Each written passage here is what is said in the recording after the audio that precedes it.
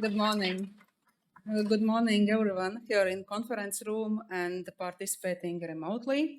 It's our great pleasure to meet you all here in our final conference of Life Work Bold project. We have been working for 5 years, can you imagine, together. And now we are ready to present you what we understood, what we concluded. We are ready to share with you everything. Just be kind and take it from us.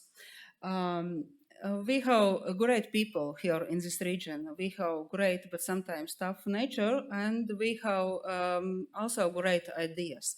And that is how and why and how Life Work Bold project was born back into 2019 when this story started. And back then and also now, we understand the importance of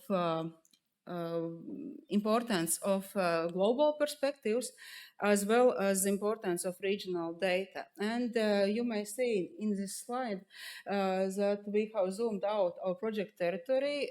These are Baltic states, as it was mentioned by moderator, Finland and Germany. And when you look at IPCC global map of climate territories, you can notice that our region is in cool, temperate, moist climate zone.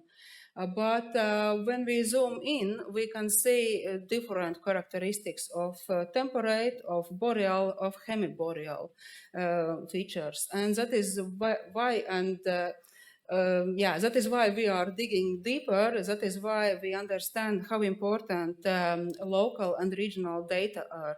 And we did a lot of data mining in this process and data analysis just to explain why we are a bit different from this broad region of cool, temperate, moist climate, but still in this climate zone.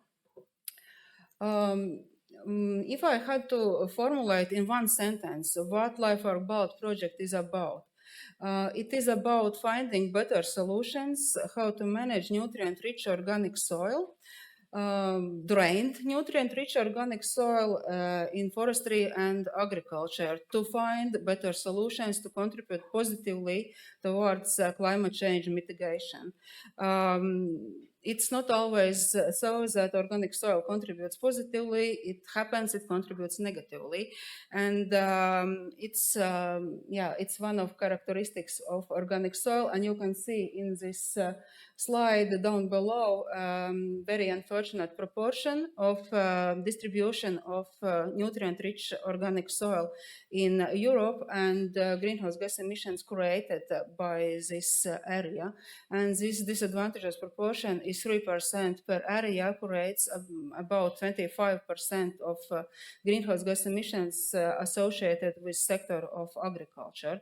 And this, indeed, this proportion speaks by itself. And that's why we are here, and that's why we have worked for so long time together. Also, when we look for definitions, we can find multiple definitions for organic soils, for soil, for peatlands.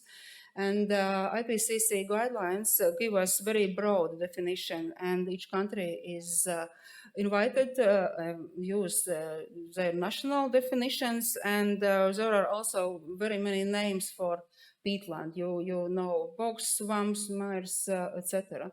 But what we do in Life Work Bold project, we are working with territories whose pictures you can see in upper corner of this slide currently. And these are territories you can maybe describe at the first glance as just croplands and grasslands and wet forest.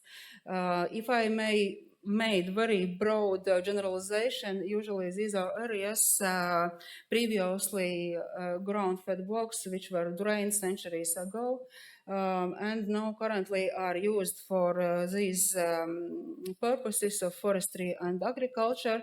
You can even not notice that this territory is different until you take a sample and take a deeper look. And exactly with these nutrient-rich drained organic soils, we are dealing with this project, which is not exactly the same as nice pictures by Māra Pakalne from Latvia. Wetland pictures you can see down below in this slide. We are concentrating our attention on managed, drained, nutrient-rich organic soil in forestry and agriculture. And about scope, I already mentioned scope is forest and agricultural land. And you can see our main targets currently on slide and described. And of course, experts will give you much more details and results, how we achieve those targets within the project. But just to mention them briefly, first, it's about greenhouse gas inventory improvements. We have worked hard on regionally specific activity data, on regionally specific greenhouse gas emission factors. That's our first main target point. Second, it's about demonstration of climate change mitigation measures. Pre-selected climate change mitigation measures back then in 2019, 18, and in this project we demonstrated them in 17 different demonstration sites and analyzed them and looked from different perspectives. And also we are currently still in bit of preparation of proposals for policymakers, but all our measures are analyzed and information is available now. And third one, it's about tools and guidelines. We promised one tool, but developed two even. One tool is for policymakers level to be operated at the national level, mostly for to guide policymakers and allow them some playing with data, as well as another tool to be used mostly by farmers and foresters. And both of these tools, they are just instruments. You can change input data, you can play with your data, and you can see outcome while implementing different scenarios. That is our contribution towards interactive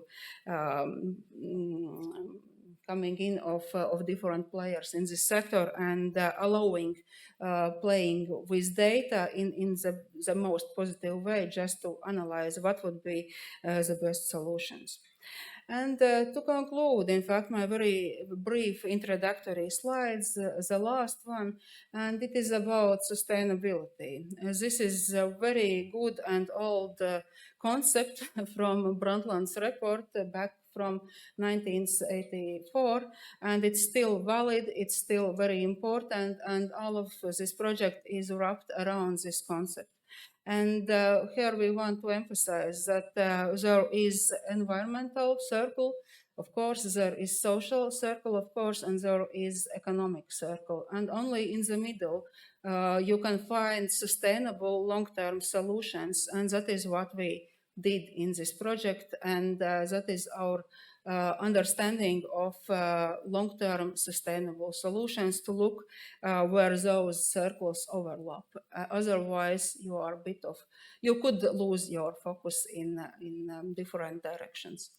By this, I would like to conclude my very brief introductory remarks and just information about project, and forward the microphone back to Oskars and our dear keynote speakers. Yes. To really open this. But before you go, I was just wondering, it's been a long 5 years, I believe. What was the most challenging in this project for you? Like professionally? We experienced COVID situation. You did? I did as well. Yes, did you? As a whole nation. Okay. And yes. it prolonged our project, in Why? fact, instead of 4 to 5 years, because it was really hard to do logistics and to buy equipment and everything. But it was fine to be out there in the nature, I believe, do yes, research. Yes, but we couldn't go in one car, yes. Two people. Right.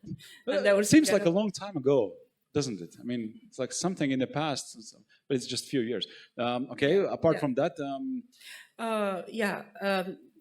it took a bit to agree on something, including methodology. We worked hard. And was it Lithuanians? No, it was all of us. Okay. It was all of us who wanted to contribute. We have a lot of very bright scientists and with bright ideas. Lithuanian obviously. bright scientists. Yes, yes. Okay. And Good. to join our forces into the best methodology was, I would say, one of big challenges. Yeah. But you overcame the Yes, obstacles. we And overcame obstacles. do you have a feeling that you had 5 years sounds a long time, but then again, when it passes, it kind of might feel that it was too short. Do you have this feeling? Yes, and we have forward-looking ideas as Yeah, well. I believe so. Yeah, All right. yeah. It feels like we understood a lot, but we understood also about gaps left, and yeah. Yeah, the more you know, the more you know, understand, you yes. don't know. Exactly, it's the same old principle as sustainability Yeah. as this one works well. Great. Thank you so much for opening. Yes. All right.